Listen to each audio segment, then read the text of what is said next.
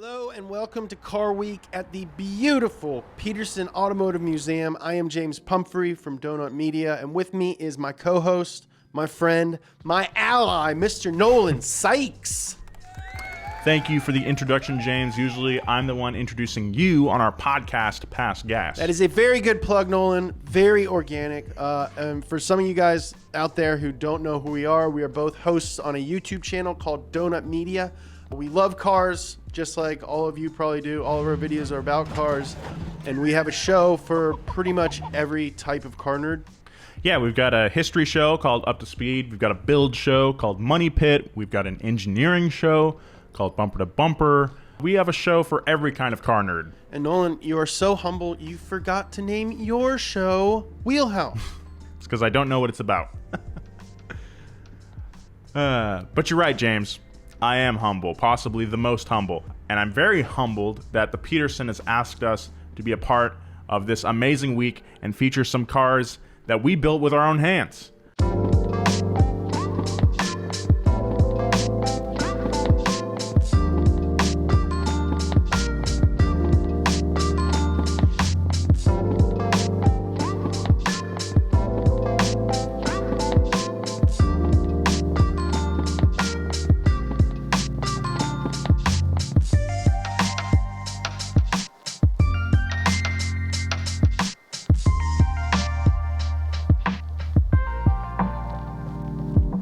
I mean, it's insane to think that our high and low Zs are going to be featured next to some of the most legendary cars in the world. Yeah, your car is literally a pile of trash.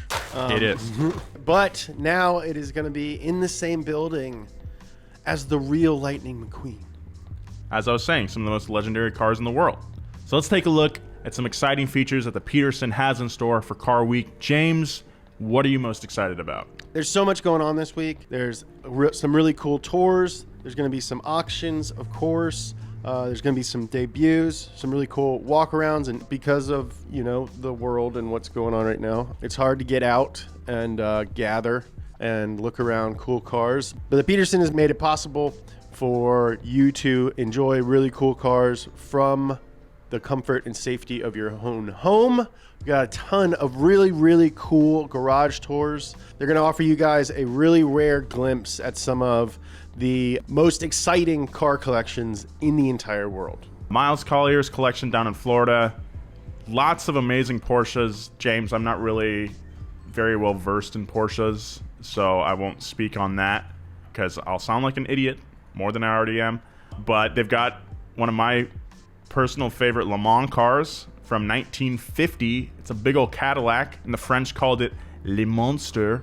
There's this guy named Briggs Cunningham who went over. He was an American. He went over to Le Mans. He brought with him a Cadillac that he had fitted with a new, more aerodynamic body, and it's just outlandish looking. I love this thing. It looks like an electric razor. Yeah. And another cool thing about Briggs Cunningham is that he would continue to go back to Le Mans and bring with him cars. I think one of them of his own design, one or two of them that he designed himself, as well as a Jaguar, and they were white and blue, which was the American racing colors at the time. But to differentiate his cars and for the crowd, he put stripes on the cars. This was the first instance of racing stripes on the racetrack. So it's very cool that these cars are in the Collier collection. I'd love to see that in person someday. The first episode of Wheelhouse was on racing stripes.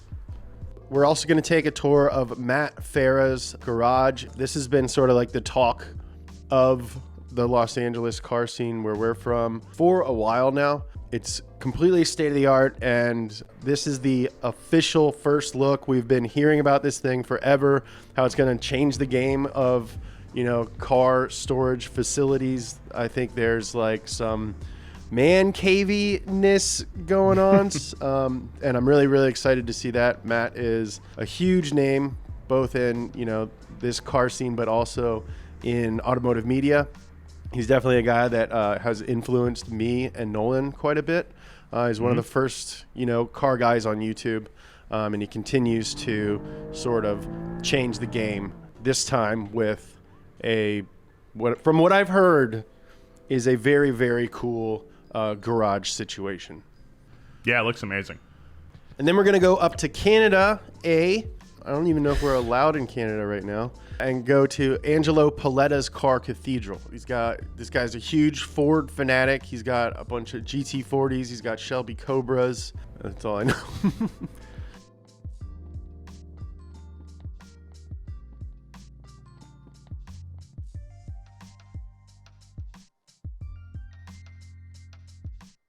I know that the Canadian Border Patrol is actually stepping up activity to stop Americans from coming in. O'Gara, who represents a ton of luxury car brands and supercars, they are going to Thermal Raceway.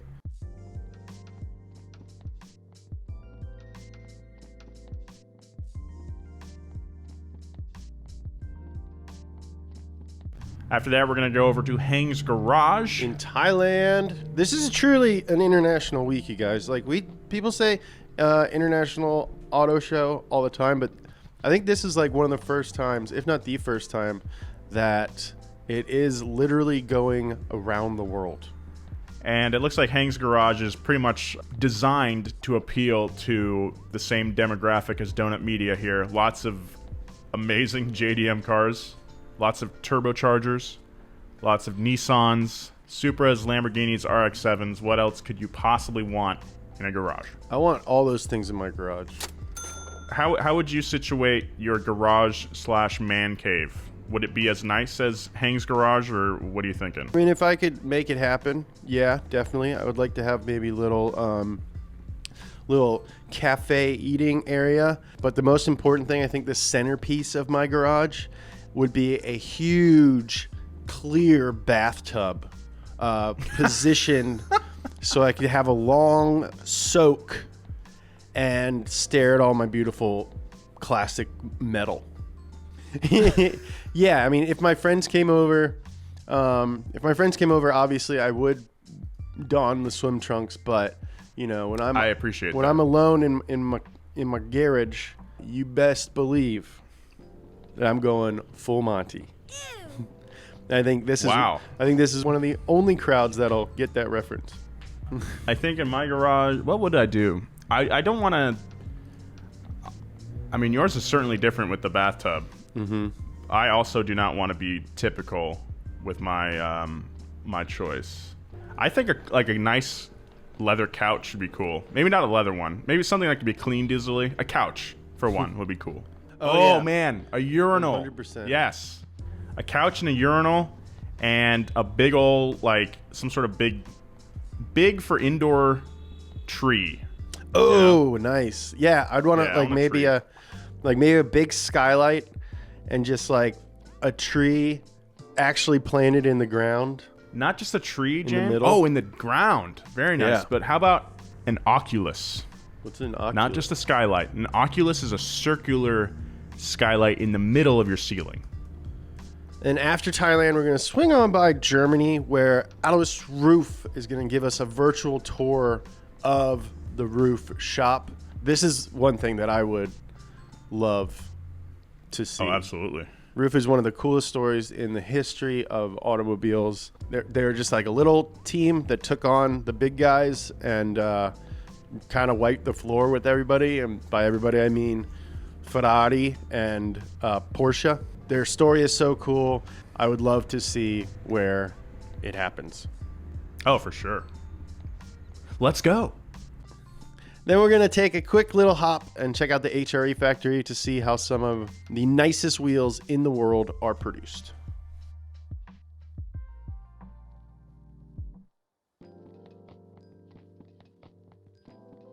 And if you think that Petersen Car Week is just a bunch of garage and factory tours, you're dead wrong, pal. Because dead wrong. No Car Week, of course, is complete without auctioning off some super rare classic cars. And to do that, they partnered with Bring a Trailer, RM Auctions, Gooding, just to name a few. I'm really looking forward to what crosses across that block. I wish I could afford to buy anything. But James, that's not all. There are so many cool unveilings going down this week as well. First off, we've got freaking Lego Top Gear. I finally own my own Jeremy Clarkson. I'm super stoked for this. I will definitely be pre-ordering We're also going to see a new package from BMW on the M8. Gunther Great Works is bringing out their reimagined 993. They've been working on this forever. Gunther Works is such a cool company. Very cool. We're also going to see the debut of the Zing Mobility Miss R. This is an all-electric supercar that can go on-road or off-road. Apparently it goes 0 to 60 in 1.8 seconds. It's got the equivalent of 1,341 horsepower. But most cool, and I just listed a few cool things, is the battery packs are interchangeable, and you can swap them in 5 minutes, apparently. That is a game changer for sure. And after that, KC Lights, the iconic off-road light brand, is going to unveil the Advulk Wagoneer. This is an amazing build. I love the patina on it. I'm not really an off-road guy. I don't really know a ton about it, but this thing looks pretty serious. My family had a Wagoneer when I was a kid, so I'm really looking forward to this one. We're also going to get a virtual walk-around of the Koenigsegg Gemera. This is not an unveil. Obviously, we've all seen this car, but to really get into detail on what makes it so sick, you know, the 3-cylinder motor with 600 horsepower. Any piece of information that we can get about this thing is really, really cool. In addition to the garage tours and the unveilings, there's also a lot of other cool fun stuff going on, like the Legends of the Autobahn virtual show, the Concorso Italiano virtual show, which is a compilation of a ton of classic Italian cars.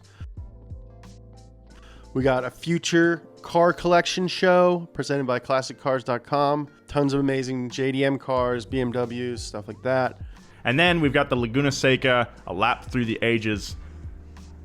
I don't know what it is, but it sounds fun.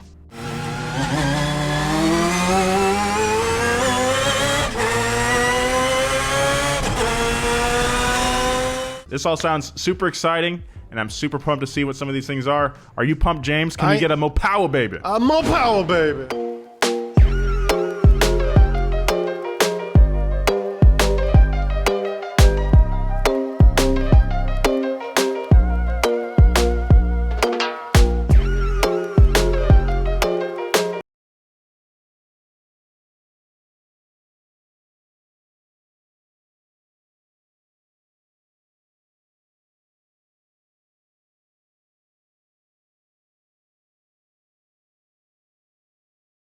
Revs is much more than just a car collection, though I think the majority of people out there who know our name think of us as having one of the great car collections in the world, and I think that's true.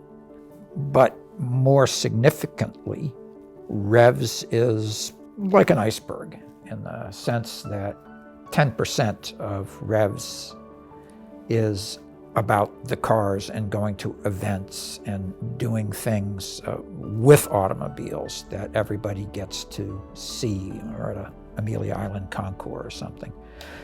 The greater part of Revs, that part that is hidden, the 90% that is hidden, really relates to building archives supporting research into the thesis that the automobile is one of the most significant technologic objects of the 20th century and is a major legacy artifact of modernity and of the Western technologic world.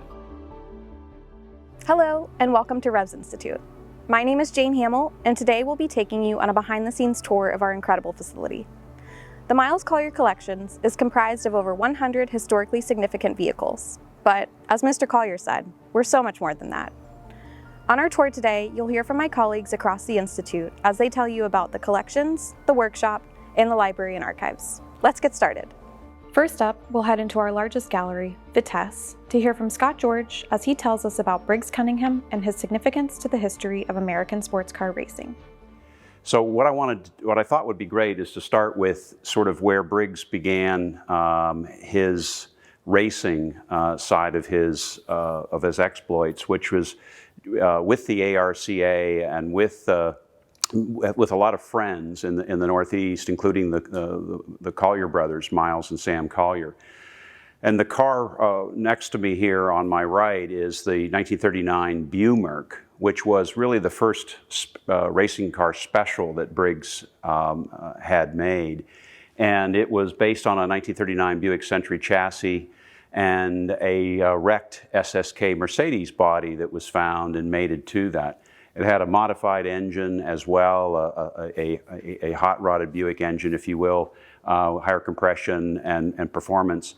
And went off to race once in, I believe, 39, just before, but then 1940 at the World's Fair, driven by Miles Collier, and the father of the current owner of the Miles Collier collections, obviously.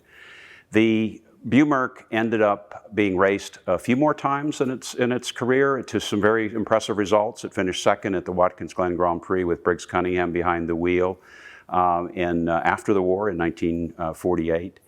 And also the car on my left is also one of the first cars brought into the United States by Briggs Cunningham, and also the first Ferrari to win a major race. And this is a 1948 Ferrari 166. And this car, Briggs brought from Luigi Canetti and brought into the United States to race at Watkins Glen. And this car also was competing in the early days of now the SCCA, which was the Sports Car Club of America, which formed after World War II. But we're talking about Briggs Cunningham today because of his importance to sports car racing and to American racing primarily. And Briggs was known as an entrepreneur, a gentleman, and a driven man, a driven sportsman, with the desire to be the best at his skills, whether it be in racing cars or whether it be in sailing, which he also was a champion. We're now standing against two of the real icons in Briggs Cunningham's racing career. These were two cars that were built in his West Palm Beach compound and built by his team. A C4RK coupe on my left and the C4R Roadster on my right. Both powered by the same Hemi 331 Chrysler Hemi in slightly different configurations. Briggs wanted to have a different opportunity for two different designs. The cam-backed C4RK could offer higher speeds at Le Mans, which was so important to get down the straight, which indeed it did. But he didn't like the fact of driving an enclosed cockpit because most of his driving had been in open cars. So he chose to drive a C4R. And Phil Walters piloted the C4RK. The C4K unfortunately did not finish. They had some valve train problems that particular race, but the C4Rs went on to finish third at Le Mans, fourth at Le Mans, and fifth at Le Mans. And his next car after the C4Rs was known as the C5R, which also finished third at Le Mans in 1953. So now we're standing at alongside two cars here that are also very, very important to the Cunningham quest in his racing exploits. This is a 1954 Oscar that won the 12 Hours of Sebring in 1954 with Sterling Moss driving and Bill Lloyd. And it's important because Alfred Momo had modified this car, Cunningham's chief mechanic, but it's also important because it's an example of Cunningham's quest to win with cars of his own make, but also find cars from other makes that were successful in their own right, and to try to align himself with the sports cars that were being built around the world. The car on my right is 1962 E-Type that he finished fourth overall with Roy Salvadori at Le Mans in that year.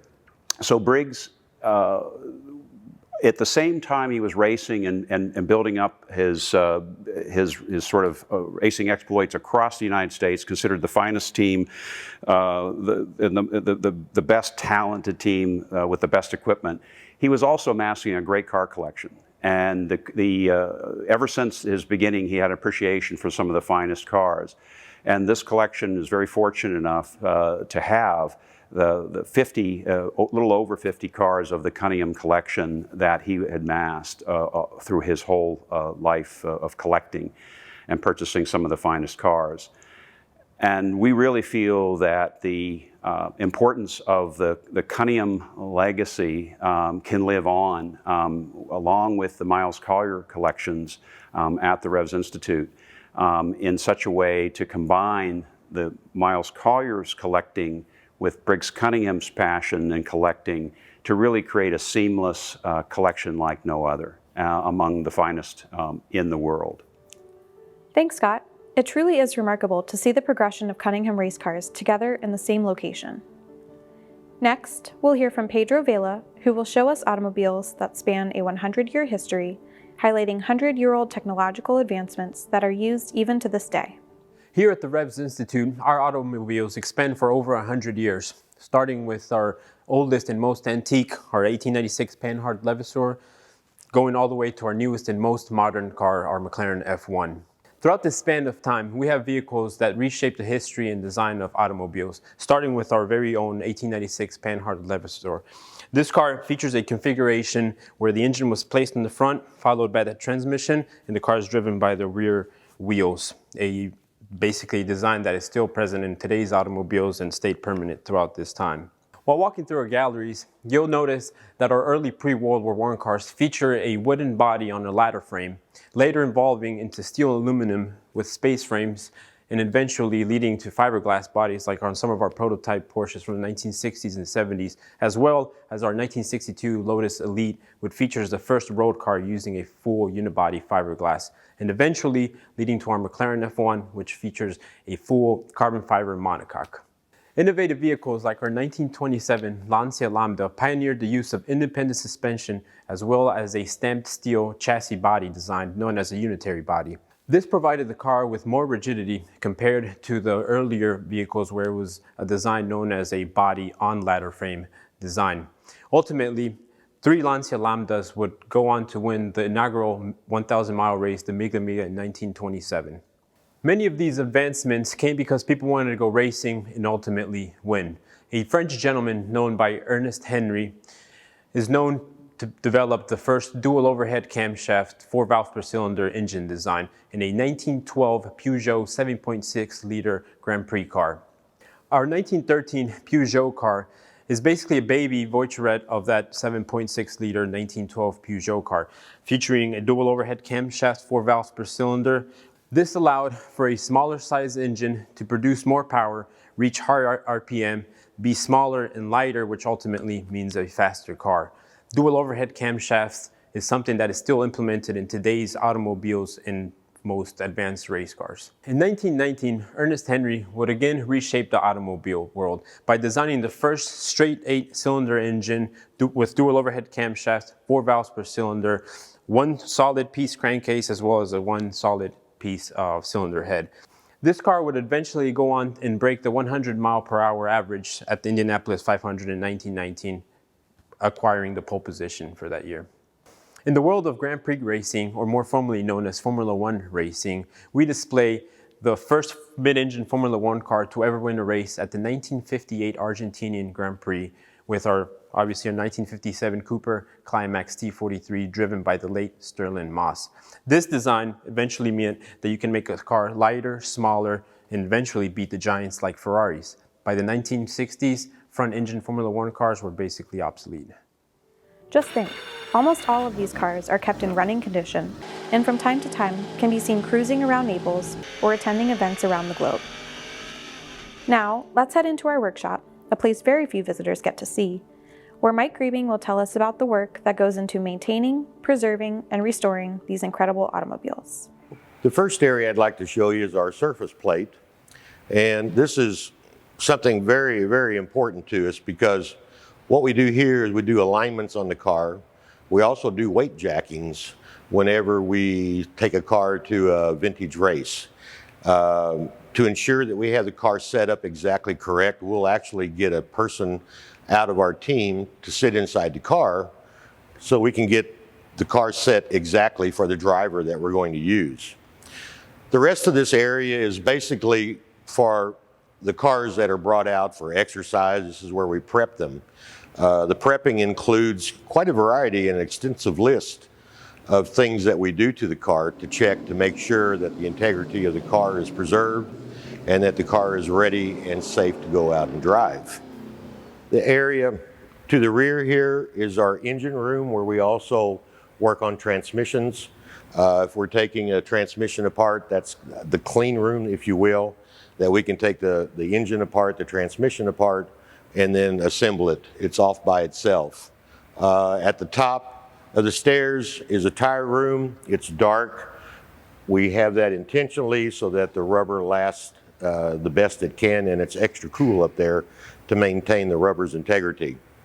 Moving on, we come up to a car that is a little unique in the fact that you don't see many of them here in the United States. It's a Fiat 600 Multipla, and we're doing a restoration on it right now. The restoration included taking it completely down, all the way, every bolt, every nut, windshields, every piece of chrome, the seats totally apart, everything. And I ought to mention as well, before any car gets a restoration, whether it's a production line car, a one-off, or a hand-built car going way back to 1919, we spend a great amount of time before any wrench ever touches the car to ensure that we've got as many facts, as many helpful hints, if you will, about how the car was manufactured, what it looked like, what the car actually had at the time. Once we get that assembled, then we have a guide that we can go by for the restoration. Now, the investigation work doesn't stop just before we do it. When we take the cars apart, there's a lot of things that can be seen on a car when you take it apart, and we document everything that we possibly can with photographs so that we can go back in time and see what that car actually told us about itself. We've had some cars here before that the very last little piece that we took off of it, or after sanding it down, we found the original color of the car because it may have been painted 3-4 times in its life. We're so fortunate to have such an impressive library in-house, aiding us in our investigations to restore cars to their true historical representation. Let's head into the library to hear from Mark Vargas on what kinds of materials are consulted when our team starts restoring a car. Let me give you a scale of how much material is in the library. There's the 620,000 photographs. We have 25,000 books, 10,000 race programs, 3,000 parts catalogs, 1,000 magazine titles, probably around 300,000 issues altogether. And it goes on and on and on. Posters, sales literature, auction catalogs, film, and artifacts. We collect them, we organize them, we share them, and we want you to use them. That's one of the things that makes the Revs Institute so different than any other auto museum that we know of, where we're actively trying to get you to the materials themselves. Well, as you've seen in the video, the Revs Institute's main goal is to support the research and understanding of the automobile as the most significant technological concept of the 20th century. It's an artifact that's worthy of study. And so we have this amazing collection of automobiles, as you probably have seen. But we also have this amazing library, and it's one of the finest automotive research libraries in the country. It contains photographs, it contains books and journals, of course, but also racing programs, repair manuals, sales literature, and much, much more. This, combined with all of these automobiles, gives you a rich turf in which to understand what the automobile has meant to the society in which we live. Whether you're a person who's interested in cars just because you're interested in cars, or whether you're a deep connoisseur of automobiles, or you want to be a researcher that understands how those cars shaped our world, there's something here for you at Revs Institute. You can visit us at revsinstitute.org, or see our videos on YouTube, or find us on other social media like Instagram, we encourage you to follow what we're doing. There's going to be much more in the year ahead. We thank you for being a member of the car community and for being excited about what cars represent and to helping us keep the flame of the automobile alive.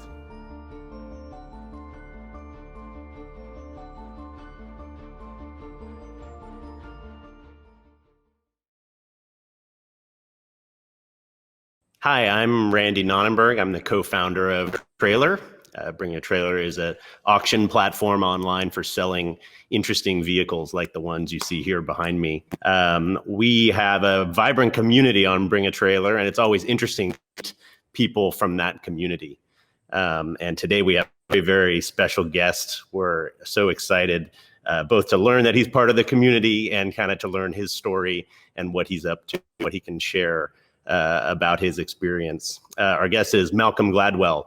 He needs no introduction, but I'll give the quick rundown on some of the things that have brought him to the forefront. He's a journalist, author, public speaker.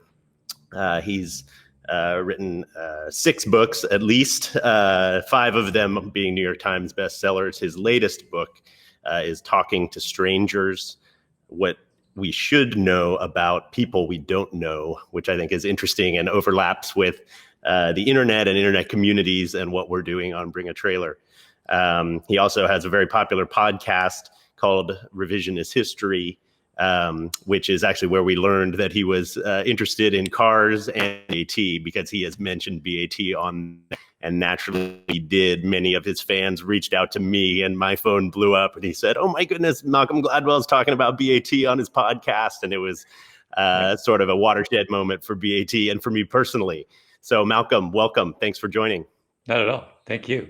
I feel like no single human being has been responsible for a greater loss of productivity on my part than you. So I'm not even sure what I should be. I should be happy or angry at you.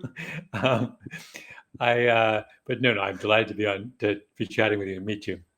Thanks very much. We get that reaction a lot, right? BAT, what it has done for the sort of macro GDP or anything like that because of people slowing down their productivity at their jobs. They'd rather be surfing cars on BAT. But there's a lot of transactions happening on BAT, so we think we're also sort of helping there when we can.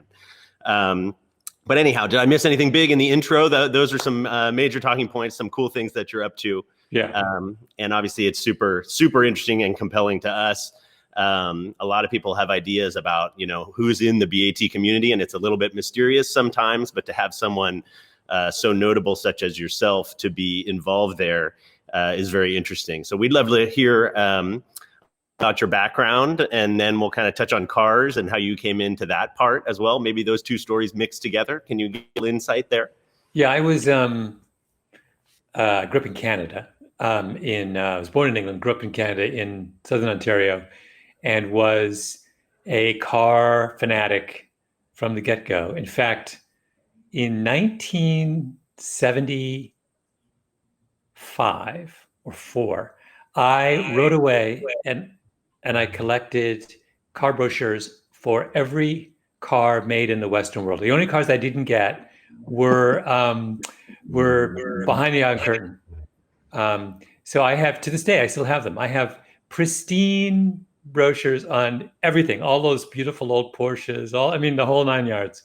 And I've never stopped being a car fanatic. But recently what's happened is I've discovered this world of, I used to all be by myself. And now I have all these friends, some of them weirdly like, and BAT is at the center of it all. Because now we have something that we all congregate around, and I'm constantly sharing, or they're sharing with me some car that we desperately want to buy. And, so it's kind of made my obsession come alive. Amazing. Well, that's fun to hear. We hear that story a lot, but we never know who's doing it. So to hear that you're doing that is very gratifying and fun to hear.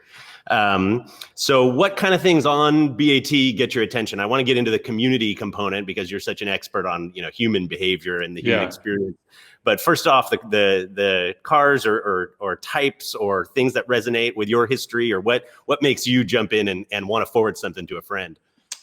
Well, I have very specific things I'm looking for at any given time. I should say that I have 5 cars, and that is about 2 too many. And so most of this now is in the realm of I need to get rid of something before I buy something new. But so I'm always looking. There's certain things I look for that I would seriously consider buying. Like I want to get a low mileage Chevy SS, and you often have lovely SSs on there.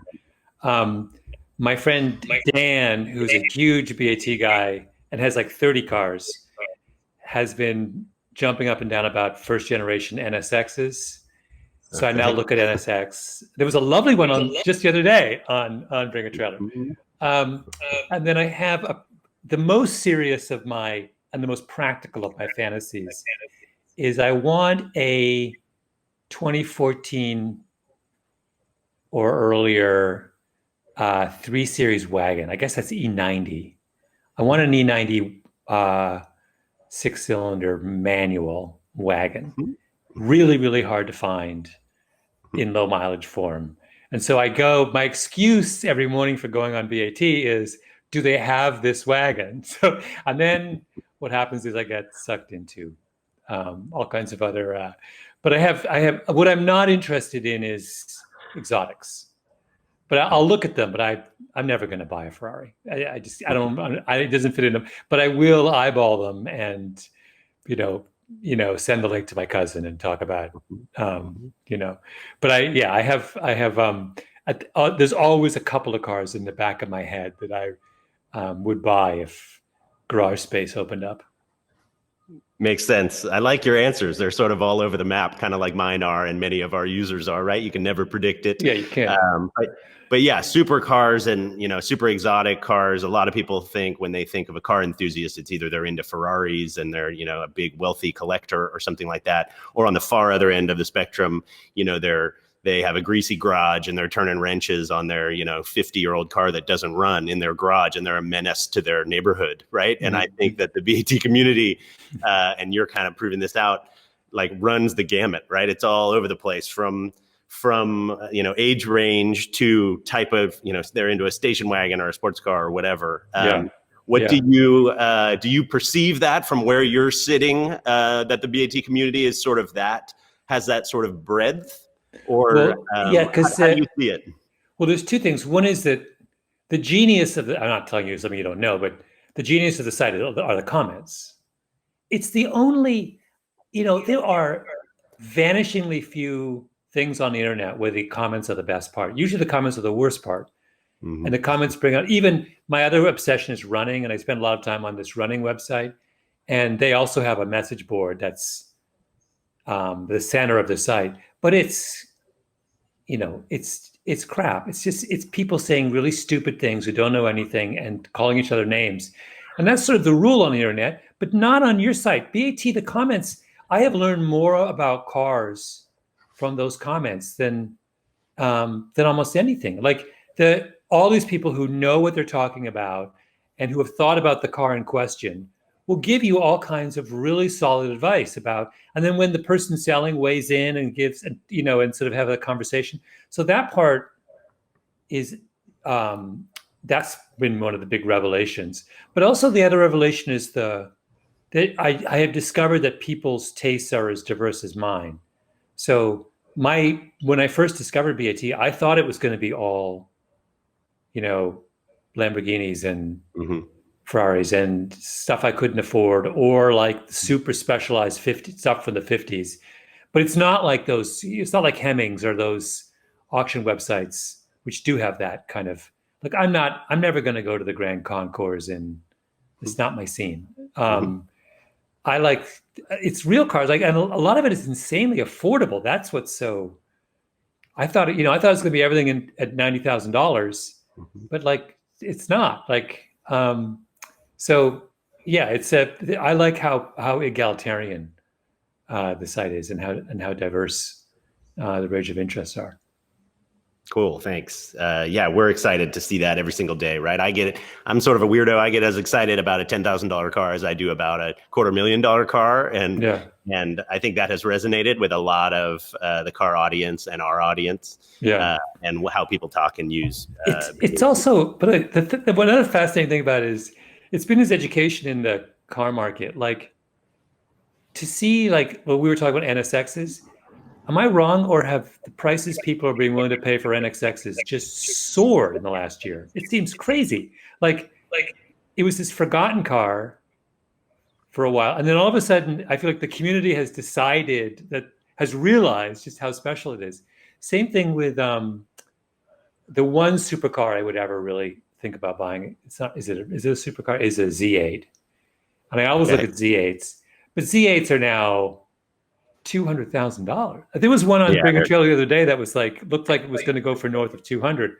At that point, you know, I'm not buying a $200,000 car, but they weren't. I mean, am I wrong? 5 years ago, they were not in the stratosphere. Z8s have been on the rise. I mean, NSXs, we tend to pick kind of from the cream of the crop of the early NSXs when we can. So it's you know, really great ones to get out there, and then people end up fighting over them, right? Because they really want the spec or the color or the manual transmission or the, you know, the story. Oftentimes, as you know, on BAT, you're kind of buying the seller as well as buying the car, right? So when the story is all very transparent, people bid on those. So people are like, wow, the price is control. But in general, yeah, they've run up. I mean, people know that the first NSX is a special car. Obviously, it's near and dear to your heart and mine. I want one of those. I've never had one of those, but I want one of those, right? And you've never had one? No, that now I'm like, I'm alarmed to hear that. Well, I've had all weird stuff, but thankfully, people on our staff, 2 guys on our staff have an early NSX and are say they are keepers. They like those cars very much, and so do I. Am I looking at your garage right now? This is very much not my garage. I meant to mention that in the intro. This is the BAT office in San Francisco. We love having a bunch of cars around us for sort of our dream office space. And right now in the pandemic, there's more cars here than people. There's no people other than me today. It's me in this big echoey office. But thankfully, yeah, we can stash several cars of the BAT office staff here. So several of their cars are here. A couple of my cars are here. So wait, how many, and are you constantly turning over your cars? Because is that the nature of the beast of being a founder of BAT? I mean, it's kind of, I would love to do it more. I focus on the business a fair amount. And so a lot of people have asked, like, what's the latest thing you've bought? I don't think I've bought a car in a couple years. First Republic Bank presents First Things First.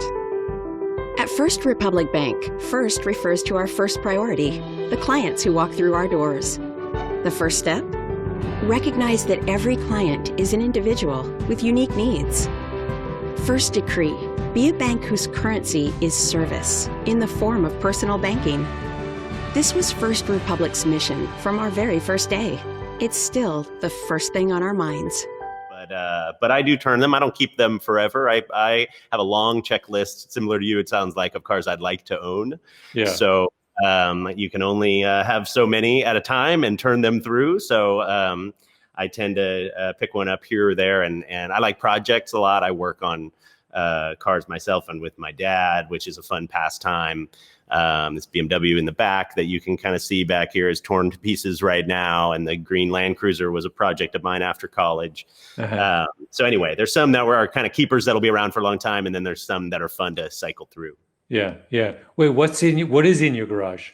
I'm curious. Yeah, well, I mean, my favorite, I tend to sit as close to it as I can here, is this red Renault, which is a weird rally car, homologation car from the 80s, Renault R5 Turbo. Yeah, I was going to say it looked like a 5. Yeah, I remember that. Yeah. Not many of those in the US, but they were popular in European rallying and that sort of thing. And just an absurd car, you know, the engine that should have been in the front that was moved midship into the interior, and a huge turbo on it that is a fire hazard and everything else, but they are, you know, sort of fun to get to play with. And that's one of the most recent ones that I've gotten to grab and have some fun with. We've sold a few of those on BAT, and I was able to find one for myself in Nevada of all places and grabbed it. And so that's fun. But I'm Malcolm, my interests are similar to the website, right? They're like 1 million miles wide and 2 feet deep, right? Like I want to have a little bit of everything. I like pickup trucks. I like Japanese stuff. I like 80s cars. I bought a 50s Chrysler because it's a crazy idea. I like sort of things all over the map, and that sort of variety. I think a lot of people have that sort of interest. There's very specific resources you can go to on the website that are really only about one little, sliver of the car universe. And there's a lot of expertise there, but the comments on BAT and the discussion of the wide array of cars we have is more broad than that. And I think that's part of why, the site has grown and the audience has grown. So I'd love to get back to the community component of BAT and some of your expertise that you bring in from the broader human experience, and maybe can speak to it a little bit. We talked about who these people are, maybe in exotics versus more mainstream type cars. The online community component, you said BAT is rare in that. Here we're in an unusual pandemic environment, and we've seen just like everybody rush online and start engaging online. Have you thought about that point in time that we're in right now? And can you point to a couple of human observations or components that you see as why people are acting how they are right now? Mm-hmm. Well, it's in many different forms. There are healthy and unhealthy forms of this. The unhealthy form, I don't want to use unhealthy, but in New York City, the crime rate is where I live. Where I'm not outside of it now, but I live in New York City. Crime rate's gone up quite dramatically in the last 4 months. That's the unhealthy part of it, and it makes sense. A lot of people have left the city. People have lost their jobs. Everything seems up in the air. That's one manifestation of what happens. The other manifestation is that people are looking for to form new kinds of connections and join healthy communities. We don't have a lot of options. I can't. I belong to a track club. We don't have practices anymore. I can't watch NBA basketball anymore. There's all these things that have been taken away, and the question is, can you find something that's as fulfilling to fill that gap?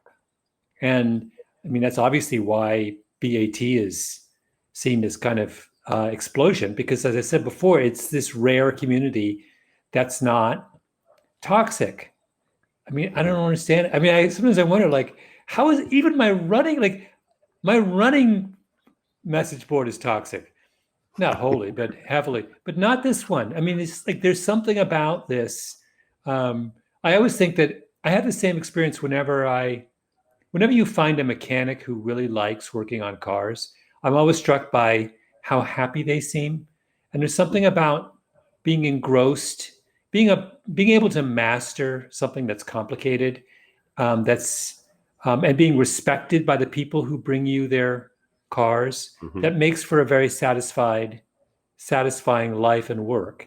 And I think there's a version of that maybe that's happening online, that when you read someone's comments on a car and it's clear they know what they're talking about, or you can always tell when they know what they're talking about. It's just, why would you give them anything but respect? There's no opportunity for like, why would you sound off or say something nasty? So maybe there's something about this.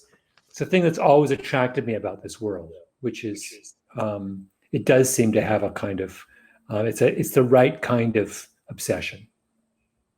That's great. And interesting that you point that out. Yeah, experts on BAT. I don't think we can say universally that everyone on BAT is an expert, right? There's some people that just chime in with applause, or some people that chime in with their opinion on a price. They may have no idea what they're talking about, right? But you can spot you can spot the experts. That's the thing. Yeah. Yep. Yeah. And so what do you think about that interaction of expert and non-expert? This is something we wrestle with all the time in terms of, do you only want to, filter it out and make sure everybody, has some sort of pre-qualified expertise, or do you, throw open the gates as wide as you can, and have everybody chiming in, and it's much more of a melting pot? What do you think about sort of mixing those types of of folks. This is a sort of ongoing, continual curation challenge that we have with the way that the community interacts. I don't mind. What I object to is toxicity and negativity, and I don't mind naivete, because I'm on many issues, I'm also naive. So it's actually very useful to hear someone ask the same kind of dumb question that I would ask, or make a comment and then have someone else correct them. And I realize, oh, I'm getting corrected too in that moment, that I would have asked that, I would have made that dumb comment myself if I had been on. So I don't, the collaboration or the encounter of an expert with a non-expert is what learning is. And I think of the site fundamentally as a place not just where I enjoy cars, but where I learn about cars. And I have, and so that's why I think I wouldn't mess with that part of it. I just don't want some jerk. Kick out the jerks, but the rest are fine. We kick out the jerks for sure. That's part of the ongoing task. But it's actually a really fun challenge, and our team here is really invigorated because the conversation is a different one every day, a different challenge every day, because people walk in the door obviously in a virtual sense, but they walk in the door and they either surface themselves as those experts you're talking about, and right away, oh my goodness, I wish that person would comment like 20 times a day. They're so wonderful. And then you get people who walk in and they want to either be toxic or they don't have too much to share. But the thing that's tricky to place value in and vet for is humility, which is kind of what you're getting at, right? For people to both want to share and be inclined to type out words on their keyboard and share them publicly on the internet, and yet to do that with a humility where they are willing to learn or maybe even be corrected a little bit, which is tricky sometimes, or just have that perspective that, other people out there know a lot more than I do, but I'd still like to share. Sometimes people have humility, so they won't share anything because they're not, they don't want to set forth. But have you had any topics on your podcast, or want to highlight any from your books maybe, or your newest book, about strangers, that sort of humility component? How does that, what does that strike a chord with in you? Yeah. Well, just that the reason why humility is important is that we don't know what we don't know. And that's what I love. I spend my life, in all aspects of my life, having encounters with people who know more about something than I do, right? That's what a journalist's job is. Yeah. 90% of the calls I make are to people who have substantially more knowledge than me. And I ask a series of very simple and often dumb questions, and they educate me, and that's where journalism comes from. So I'm very used to this. And I'm very, you can't be a journalist and not have gotten comfortable with your own shortcomings in terms of knowledge and things.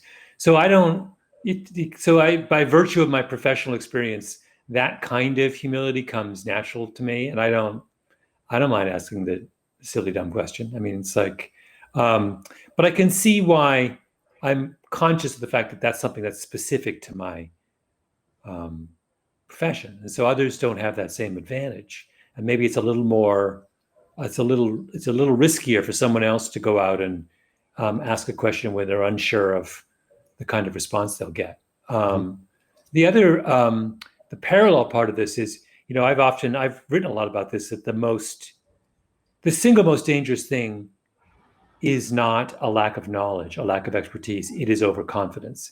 It's thinking you know more than you know.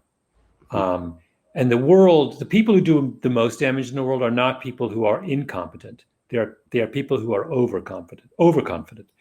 And that, that's another reason why these kinds of learning environments are so useful, because it checks your self-confidence. It prevents you from thinking you've got everything mastered when you run across someone who knows way more than you. I actually, I love nothing more than an encounter with someone who corrects and instructs me.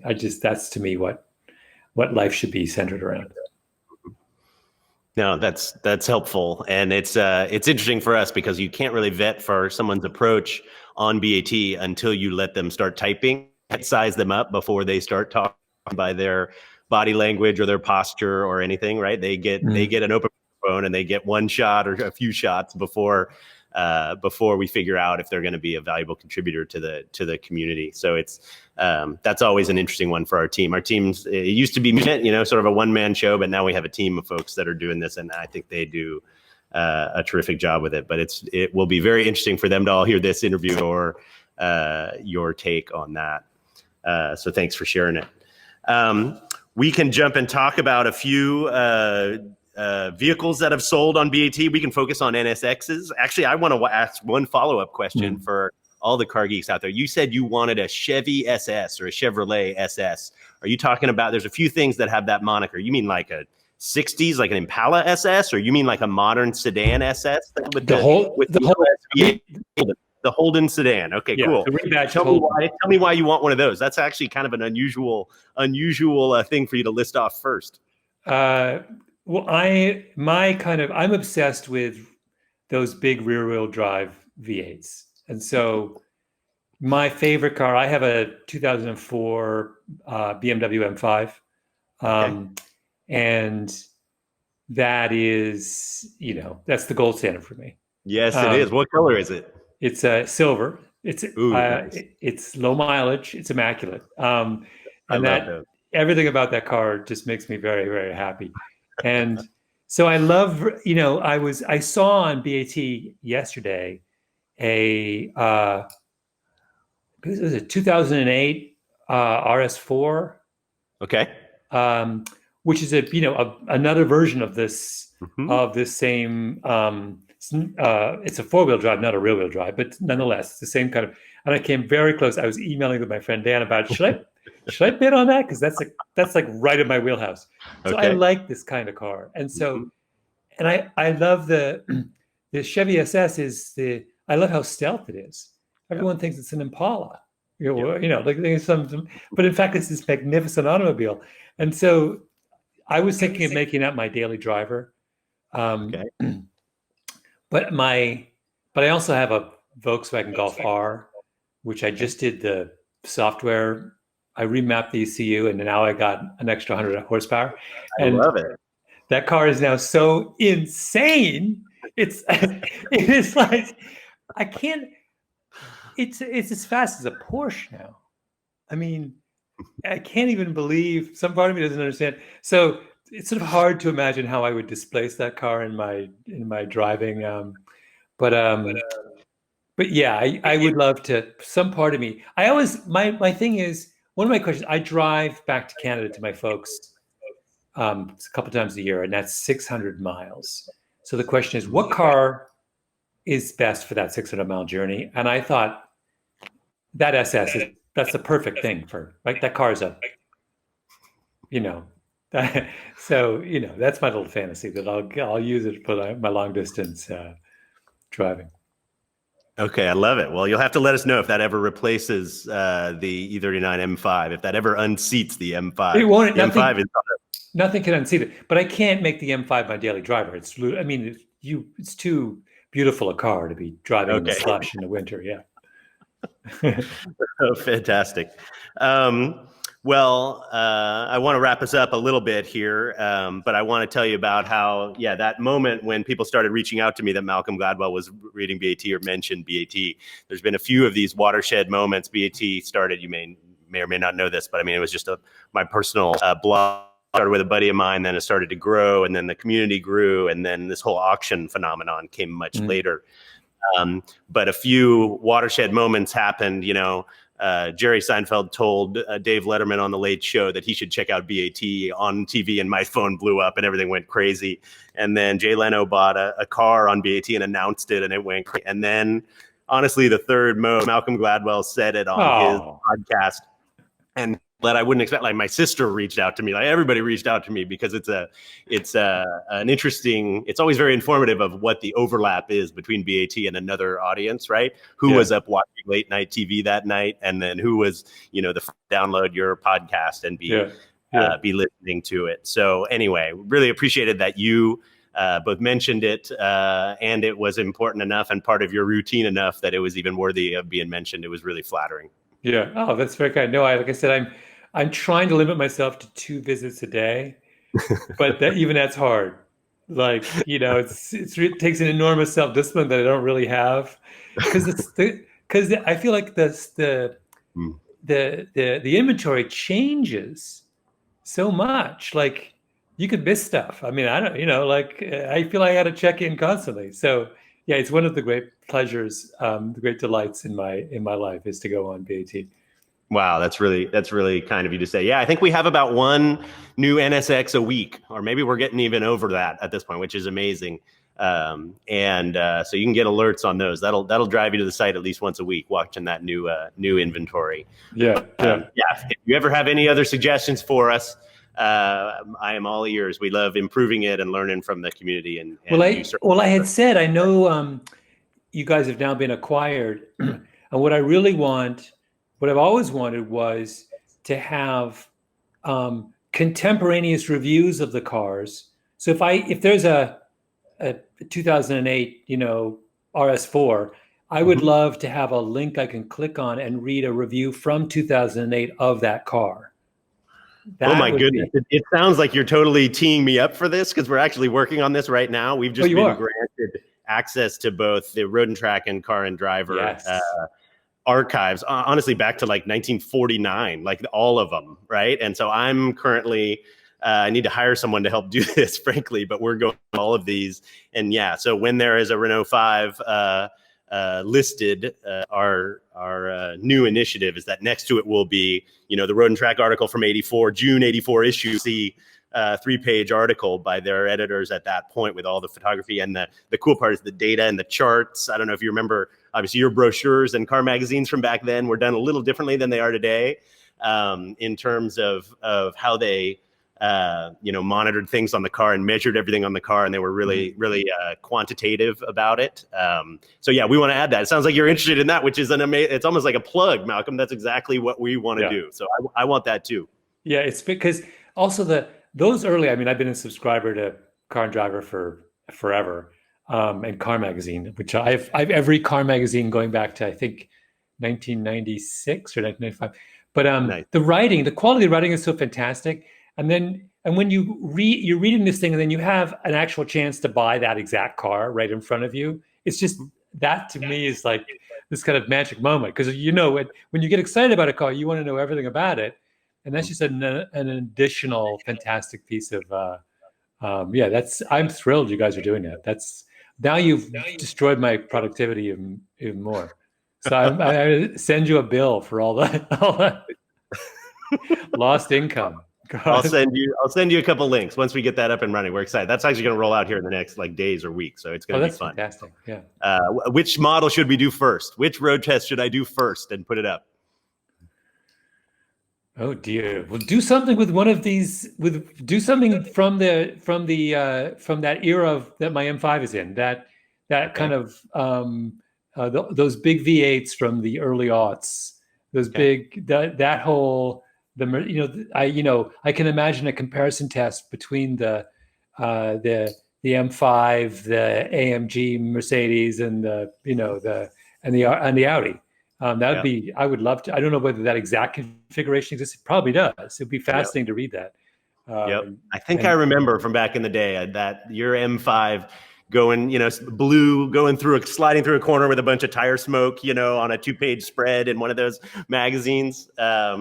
Maybe we can dig that up, and we'll get it on the site. But anyway, it's awesome that you're interested in that. I am too, and it just, your enthusiasm really comes through in the way you talk about cars, similarly to your expertise on your podcast and in your book. So anyway, thanks so much for joining today. Certainly want to plug your podcast, A Revisionist History, as well as your new book that's available on Amazon. That being Talking to Strangers, What We Should Know About the People We Don't Know. So interesting to talk about how that maps onto online community, and the way you've been watching and clicking through BAT over the days and months and years. Sounds really interesting. So thanks for sharing that with all of us. Thank you, Randy. Okay, talk to you soon. Take care. Bye-bye. Bye.